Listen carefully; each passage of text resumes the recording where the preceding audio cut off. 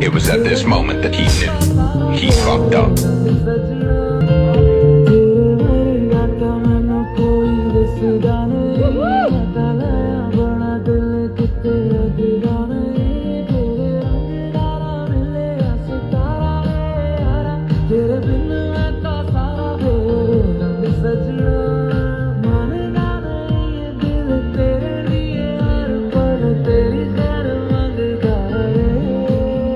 तू जो मेरा